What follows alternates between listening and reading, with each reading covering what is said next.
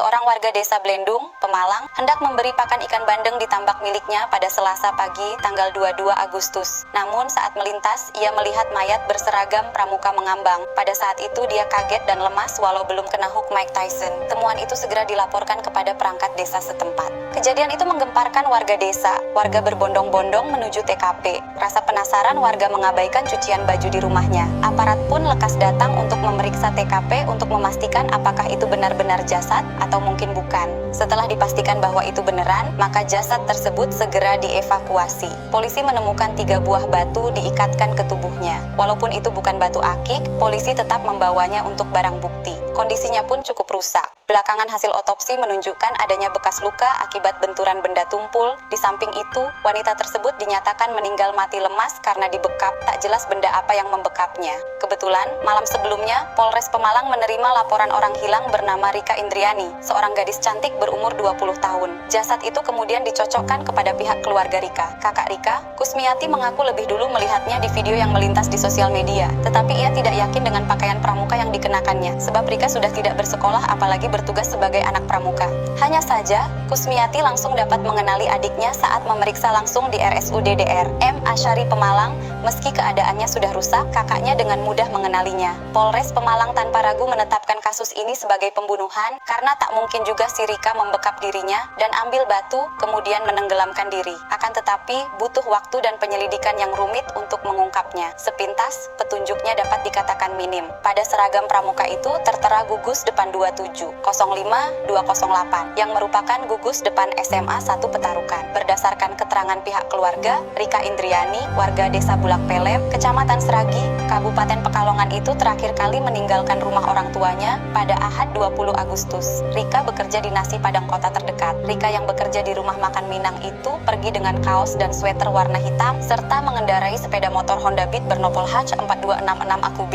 Dikarenakan tidak kunjung pulang, keluarga berusaha mencari Rika melalui teman-temannya. Akan tetapi temannya tidak ada yang tahu Rika di mana. Akhirnya keluarga membuat laporan ke Polres Pemalang pada Senin malam. Keterangan keluarga Rika bertentangan dengan penemuan di TKP. Tidak ada sepeda motor dan korban mengenakan seragam pramuka yang seluruhnya tak sedikit pun menggambarkan tentang Rika. Polisi menduga pelaku merampas harta benda Rika. Selain itu, dapat dikatakan tidak ada petunjuk lainnya yang menunjuk ke arah pelaku. Walau begitu, teori masyarakat yang merubah dirinya menjadi dukun dadakan tetap berkembang subur. Namun, aparat tidak tinggal diam. Kapolres Pemalang AKBP Yovan Fatika Aprilaya segera meminta bantuan identifikasi digital kepada Polda Jawa Tengah demi menguak kasus ini. Itu pun juga tak mulus, membutuhkan waktu beberapa hari untuk menelusuri lebih spesifik tentang korban. Namun, tidak sampai sebulan, polisi berhasil memperoleh petunjuk. Dan agar tidak salah sasaran, mereka harus memastikan bahwa target harus sesuai benar dengan identitas yang telah diperoleh dari penelusuran mendalam. Terduga pelaku saat itu diketahui pria berinisial AM, 26 tahun, yang merupakan warga desa Sidorejo, Kecamatan Komal, Kabupaten Pemalang. Untuk itu, Wakapolres Pemalang Kompol Gunawan Wibisono menyamar sebagai petugas sensus penduduk.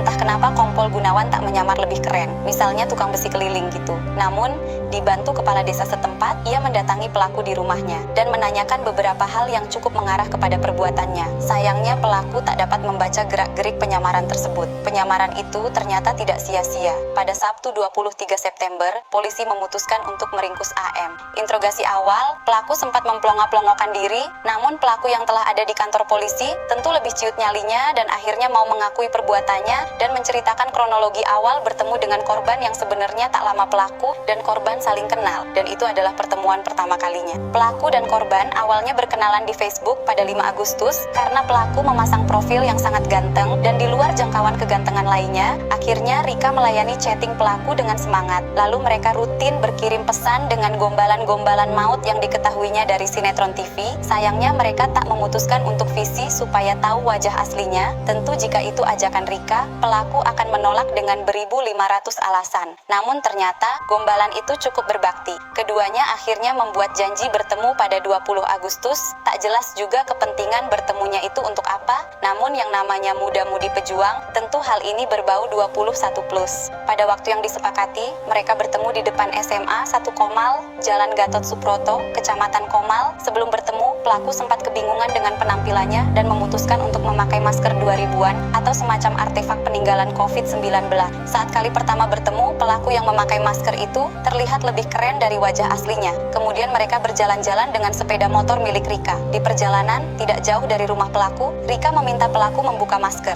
Rika yang mendapati pelaku tidak sama seperti foto di akun Facebooknya. Langsung kaget sejadi-jadinya. Dikira ganteng, ternyata tak sesuai dengan akun yang ada. Akun palsunya diduga menargetkan calon korban lain. Hal ini pun benar-benar di luar prediksi BMKG setempat. Pelaku yang sadar bahwa Rika tak suka ke pelaku gara-gara foto profil yang tak sama, ia memutuskan untuk segera menjalankan aksi bejatnya. Dia membekap korban selama 15 menit hingga tidak bernapas. Kemudian ia langsung membereskan tubuh korban. Pelaku kan sebelumnya berencana melecehkan korban, namun diurungkan karena susah hidup pada saat itu. Entah masalah konsleting apa, yang jelas barang pelaku tak lebih kokoh dari jembatan gantung Bedadung Indah. Hasil otopsi pun mengecewakan prediksi awal, karena tidak menunjukkan bekas kekerasan seksual, yang mana hal ini membawa tabir lebih luas apakah pelaku ini pria atau wanita. Korban dipakaikan seragam pramuka, dan seragam itu pun tak dijelaskan secara rinci dari mana, dan entah mengapa pelaku sampai mengganti pakaian korban. Sebenarnya hal ini pun sangat janggal. Selanjutnya korban dibungkus sarung yang sudah beberapa bulan tak dicuci, kemudian dibawa dengan motor dengan posisi di antara stang dan jok motor. Perlu diketahui, tinggi badan korban hanya 150 cm, sehingga cukup memudahkan pelaku menekuknya untuk meletakkannya di depan jok. Selanjutnya, AM berkeliling mencari lokasi pembuangan jasad. Walau seperti penjual keliling, ternyata tak mudah juga menemukan tempat yang cocok, hingga akhirnya pelaku menemukan TKP yang merupakan area tambak. Agar jasad korban tenggelam, pelaku mengaitkan tali yang dipasangi 3 bongkah batu ke tubuh korban. Sesudah itu pelaku mencopot plat nomor polisi kendaraan korban dan membuangnya, lalu dia pergi. Ia juga merampas uang tunai, handphone, dan sepeda motor yang kemudian dijual seharga 3 juta. Kapolres Pemalang menyatakan, atas perbuatannya, AM dapat dijerat dengan pasal berlapis. Pasal 338 KUHP dengan ancaman hukuman maksimal 15 tahun, juga pasal 365 ayat 1 dan ayat 3 KUHP, dengan ancaman hukuman antara 9 tahun hingga 14 tahun. Selain itu, Polres Pemalang masih mendalami kasus ini. Bagaimana pelaku bisa mendapatkan seragam pramuka, dan terutama tentang kemungkinan adanya pelaku lain yang terlibat. Meski begitu, ini menjadi bukti bahwa kepolisian sesungguhnya memiliki perangkat dan sumber daya yang mumpuni untuk melakukan penegakan hukum, walau kadang tak terlihat demikian.